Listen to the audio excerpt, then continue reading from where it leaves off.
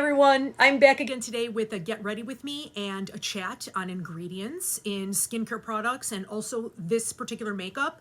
So let's get started. Okay, let's chat. So I am going to start by putting on my color corrector, which is Mango, and I always start on my under eyes.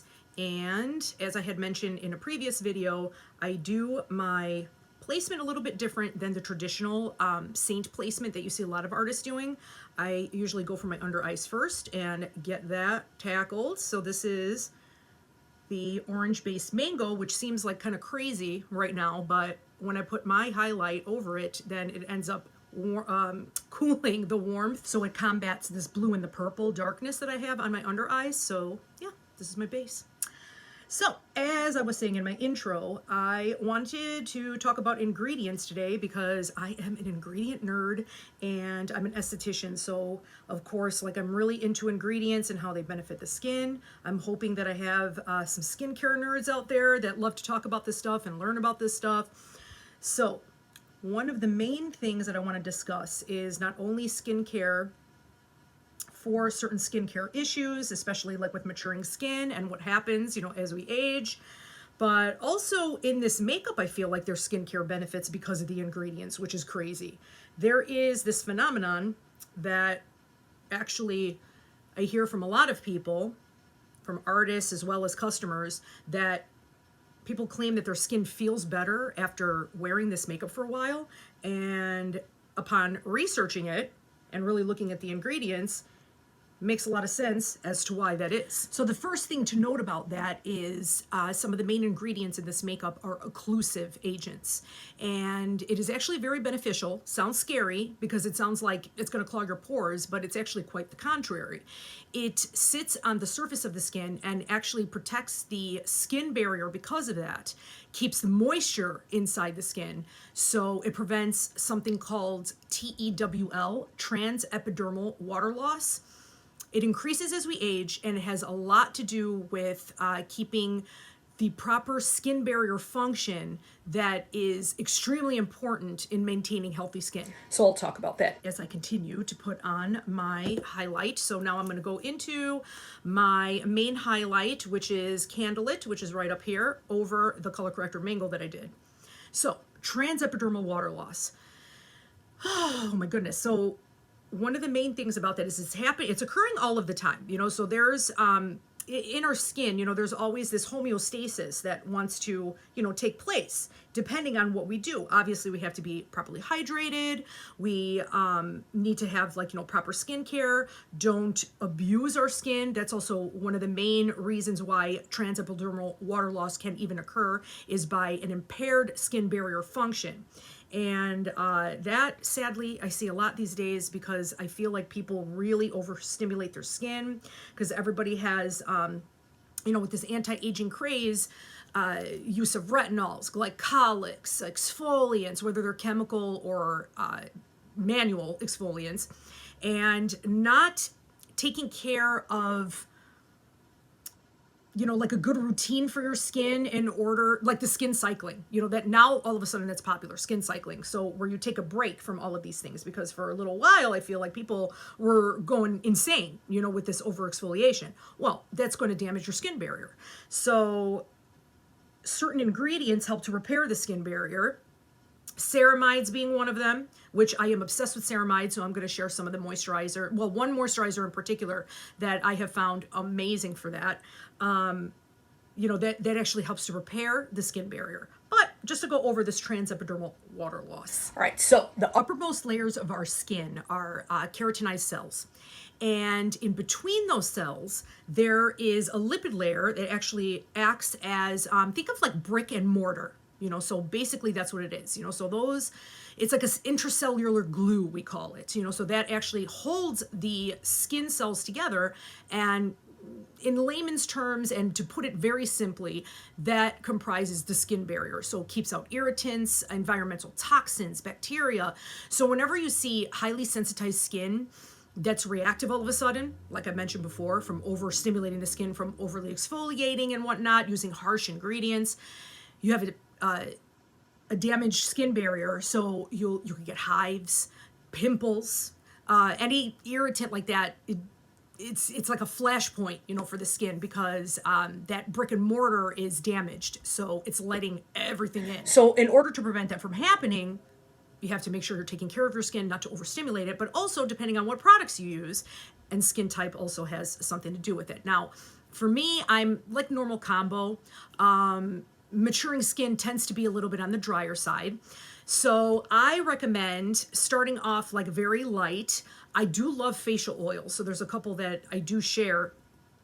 I had shared before, which is that Bloom. I have it right here. What is this? Oil for acne prone skin. Yeah, Meltdown Bloom oil. I had shared this before, so I'll link it down below. This stuff is amazing, and it has blue tansy in it. It's actually really good for irritated skin, and also for, you know, like if you feel a pimple coming on, that blue tansy is antibacterial and really combats any acne. And for me, it like literally makes it go away in a couple of days. It's crazy. So the carrier oil in that Bloom is black cumin seed oil, I believe. Yes, I think that is the main oil. So all of these oils, when there are essential oils in them, they need a carrier oil. So that particular one is great. It's very light. There's a couple of other facial oils that I love to use too. There's this Herbivore Botanicals Emerald. Let me see, what is this? CBD oil, actually, and it's, what do they call this? A deep moisture glow oil. This stuff is like really, really nice too. It's very luxurious feeling. So this one has hemp seed oil, actually. Hemp seed oil is wonderful for acne prone skin, especially. So, I mean, before I totally nerd out, you know, because then there's different types of oils like linoleic acid, oleic acid, and it has to do with the molecular structure of them. Linoleic acid is a little lighter and usually is much better suited for acne prone skin. And the fatty acids that are in linoleic acid are actually very beneficial because there's fatty acids in our skin, so it helps to encourage that homeostasis that I was talking about on our skin when you're using certain carrier oils. Oleic acid is a little bit thicker. Usually it's like rosehip oil, you know, stuff like that. Avocado oil has that in high content. Aging skin, very, very dry, mature skin. So before I get all crazy, like getting like all technical, I just wanted this to be like more of an overview, just about like how to choose certain things. But the main thing that I wanted to talk about was this transepidermal water loss. So those are a couple of ingredients that you could use to help combat that. But specifically also this makeup, as I mentioned before, has certain ingredients in it that seem a little scary, but you know, because now like with a lot of the, you know, clean beauty and like all that stuff, there's certain ingredients that have been vilified that don't necessarily need to be vilified. There is this one dermatologist that I follow on here, and many of you may be familiar with her because she's super popular, Dr. Dre. Love that lady. So board certified dermatologist, and she goes over a lot of, you know, like common popular misconceptions that people have about ingredients and stuff, and talking about all things skincare, of course. And one of her main gripes is you know, the green beauty marketing strategies that vilify certain ingredients that aren't necessarily harmful for the skin, but are actually very safe for the skin, even beneficial. One of them being petrolatum, so like petroleum jelly. Sounds super scary, right? You think like, oh my God, it's toxic. It's coming from, you know, the oil industry. Well, I mean, it's been around for decades and decades, of course, and it has been proven to be safe for the skin, but also beneficial for the skin. Now, petrolatum is that occlusive agent that I was talking about. It doesn't sink into the pores. It actually sits on top, and it holds moisture in. As a matter of fact, one of my favorite things is Marilyn Monroe used to slather petroleum jelly all over her face. That was like her beauty secret, like the very last thing that she would do at night after, you know, cleansing, whatever, and then she would literally just slather petroleum jelly all over her face and would keep the moisture in and keep whatever ingredients she had underneath. Probably it would make it more effective. That is the main tenet of slugging. You probably have heard that before. It's like, it's quite new. It's been all over TikTok and all over YouTube and everything. And the idea is that you put on that occlusive barrier. Usually people use Aquaphor. I haven't really, yeah, maybe even petroleum jelly, but I've seen a lot with Aquaphor. And it's supposed to increase the benefits of the skincare that you have underneath. And that does happen. So continuing on, I already just put on my base. So now I'm going to start like with my contour because I have acne scars, you know, so that's why I do, instead of doing that like one layer makeup, but I put it on really light. So it's not like I'm caking makeup on my face, but you know, since I have like acne scars, I like to put a layer of that foundation first, and then I'll go in with my contour and blush and all that stuff. Also, I wanted to try, I have my AirPods in, as you can see, hopefully they're not distracting, but I wanted to see what the quality of the audio would be. We'll see if this is better. If not, I'll revert back to, you know, going without them, but I wanted to, you know, try it out and see how this comes out, and I'm hoping that it doesn't, it's not obnoxious and I don't have like plosives and sibilants all over the place. So now for my contour. So with this makeup, so as I mentioned before, you heard, you know, I've heard many people that have said that their skin actually starts to feel better, softer, more supple, like they could notice like the texture of their skin starts to change. And I really believe it's because there's occlusive agents in this, and one of them is petrolatum. So that is part of the formulation of this cream makeup. There is also paraffin. Paraffin is also an occlusive. That, think of like the really popular facial treatments that people are doing now, and they've been doing it for a little while. They actually, after putting on active ingredients on the skin, the esthetician will put on paraffin, like literally it's like an occlusive mask. They'll put on like a piece of gauze over your face, slather that with paraffin, and have that, you know, have you sit in that for about 10 or 15 minutes, and that occlusive barrier is driving the active ingredients deeper into your skin. That's the idea. So I feel like that is one of the main reasons why people feel that their skin is softer after using this makeup for a bit. Also, I like that the ingredients list to this makeup is very short. There is, you know, aside from those two that I just mentioned, titanium dioxide is in here. You know, I mean, it's used for all sorts of things. Titanium dioxide is one of the main ingredients in mineral sunscreen, you know, so there is probably, you know, sun protection, but I wouldn't call it sun protection. It's not really an SPF, but that ingredient is in here as well. Another thing I wanted to touch on is ceramides. Love ceramides. I'm constantly talking about ceramides. So ceramides are also inherent in our skin and fatty acid chains, and they are responsible for keeping moisture in, keeping the skin balanced, and that intracellular glue that I was talking about, that brick and mortar analogy of the skin cells with that intracellular glue that's made up of those, you know, fatty acids. So using ceramides really helps to restore the skin barrier, protect your skin. And one product that I have been loving that I discovered last year is Pharmacy Honey Halo Ultra Hydrating Ceramide Moisturizer. Oh my God, this stuff is so good. So it feels amazing.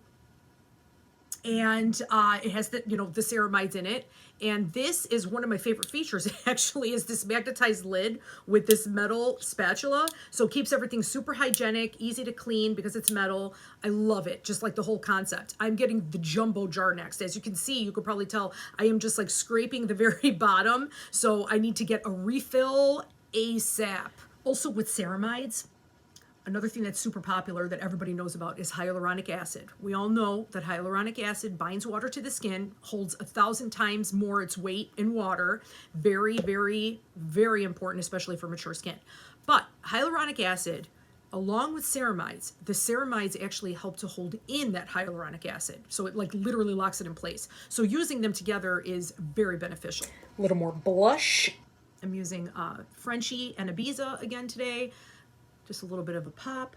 One thing that I also like to do is when, if I'm just really like in a hurry or I don't really want to get like too crazy, like, you know, for my eyes, I am going to be filming an eyeshadow tutorial as well. But for right now, you know, just to show you really quickly, if I'm, you know, just going to throw on a little bit of mascara, I'll take like whatever's left on my brush and kind of go over my eyelids, and it just kind of warms up a little bit with whatever blush I'm using and kind of keeps everything kind of like this monochromatic look, very, very lightly. Like it doesn't have to be like too much. You could deepen it up if you want to, but literally that's all I'll do is I'll just kind of sweep it over my eyelids, and it just kind of warms everything up and brings it all together. And then I have my other 3D brush, which has my foundation on it, and I'll just kind of go around if I went a little bit too crazy with my blush, which I tend to do.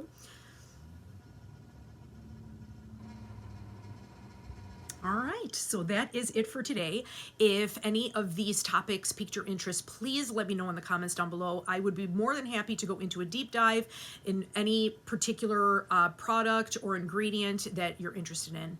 And as you can see off camera, I did my eye makeup and, put a lip color on. So this is actually the Royal that I have been talking so much about, and I have been wearing it out. You could probably see that I have like a little bit of a dent in the tin because I've been wearing it so much. It's a gloss formula and it feels great on the lips, and it's just so easy to apply even without a mirror.